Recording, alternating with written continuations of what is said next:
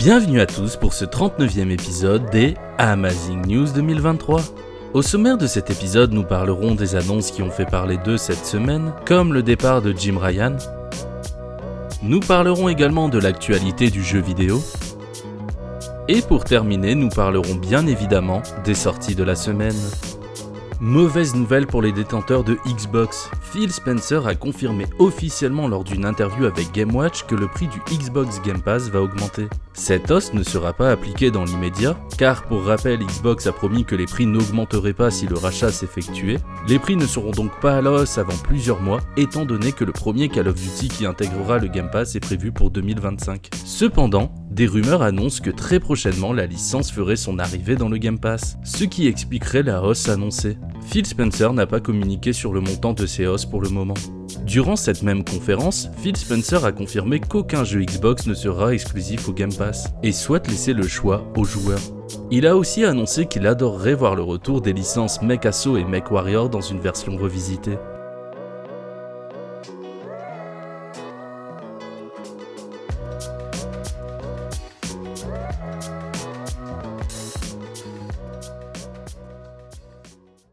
Tekken 8 vient de mettre en place une fonctionnalité qui va rendre jaloux tous ses concurrents.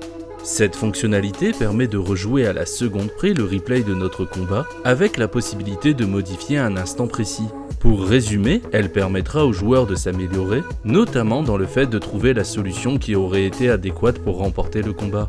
Appréciée par de nombreux joueurs amateurs et professionnels, cette fonctionnalité risque à l'avenir d'intégrer de nombreux jeux.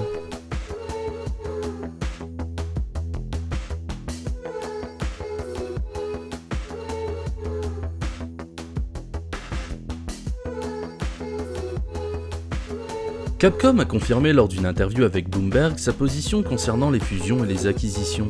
Et à ce sujet, Capcom souhaite rester dans des partenariats égaux, et a même déclaré que si Microsoft leur proposait une offre, ils déclineraient poliment. Capcom a pour vision une croissance organique sans aucune intention de réaliser des acquisitions d'autres entreprises.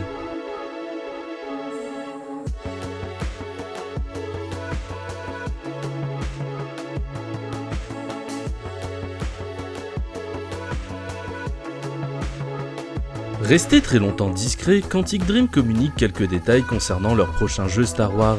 Il nous indique qu'il y aura des récits aux embranchements complexes, la possibilité de jouer le rôle de différents personnages, qu'il n'y aura pas de game over mais que n'importe qui peut mourir et que l'histoire continuera. Malheureusement, nous n'avons pas plus d'informations juteuses, et il faudra être patient pour en apprendre plus, car selon les rumeurs, le jeu ne sera pas disponible avant 2026.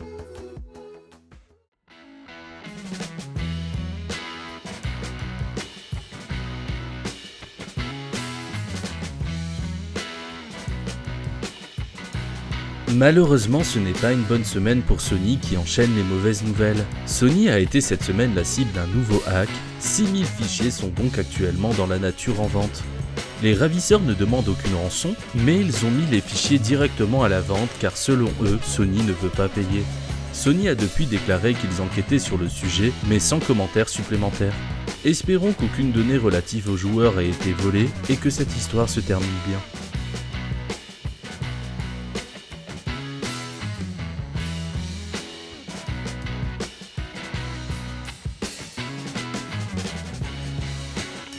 La seconde est le départ du président de Sony, Jim Ryan. Totalement inattendu et sans donner de raison, Jim Ryan a annoncé son départ à la retraite. Il a servi pendant plus de 30 ans Sony, a été le fer de lance de la PlayStation 5 et a apporté la nouvelle offre du PS Plus à tous les joueurs. Phil Spencer a également adressé quelques mots fort sympathiques à Jim Ryan pour son départ. Et nous tenons à dire que pour tous ces bons et loyaux services, nous te remercions. Sony sera donc à présent géré par un président intérimaire le temps qu'une nouvelle personne soit désignée.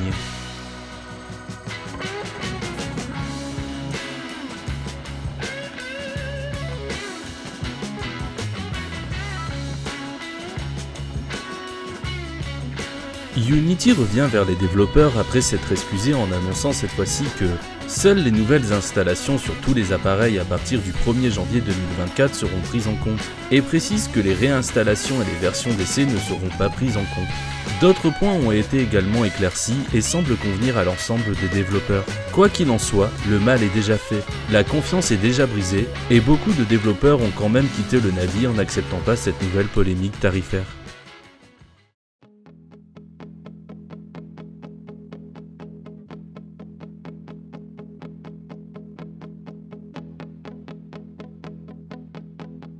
Les coups durs touchent malheureusement tous les studios, et cette fois-ci c'est au tour de Sega. Ils ont en effet annoncé une restructuration qui a par la même occasion impliqué l'annulation de plusieurs jeux dont le FPS Yena. Suite à cette décision, Creative Assembly a communiqué que eux aussi allaient devoir licencier des employés. Epic Games subit également un coup dur et licencie 830 employés. Certainement suite à cette décision, Epic Games vient d'annoncer l'augmentation des prix des V-Bucks. À titre d'exemple, les 1000 V-Bucks passeront de 7,99€ à 8,99€. Espérons que cela n'aura pas plus d'impact sur nous les joueurs.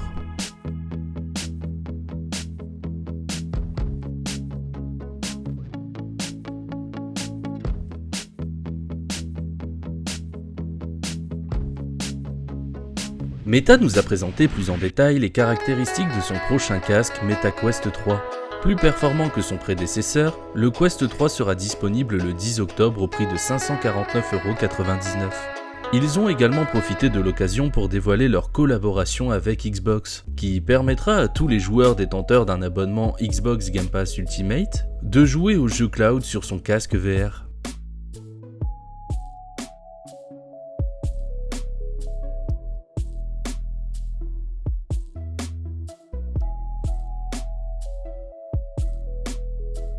Incroyable nouvelle, le papa de World of Warcraft Chris Metzen fait officiellement son grand retour. Nous apprenons qu'il a déjà accepté le poste de directeur exécutif de création de l'univers de Warcraft et est déjà en ce moment en train de travailler sur la conception des prochaines extensions.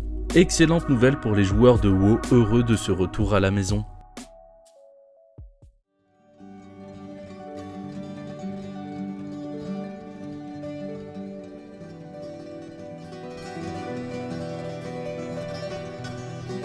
L'équipe de Mojang a pris la décision d'arrêter le support de Minecraft Donjon après la mise à jour 1.7 qui sera donc la dernière du jeu.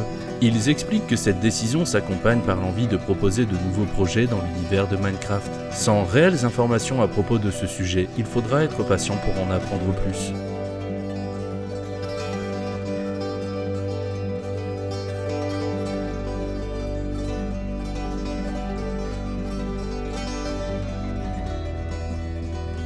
Sea of Thieves va avoir le droit à un serveur solo qui permettra une entrée plus douce pour les joueurs. Ce nouveau serveur est attendu pour le mois de décembre 2023. Nvidia est actuellement perquisitionné en France pour des pratiques anticoncurrentielles concernant le cloud. Cities Skyline 2 va malheureusement être repoussé sur console au printemps 2024. En revanche, sur PC, la date de sortie reste inchangée et le jeu sera disponible le 24 octobre 2023.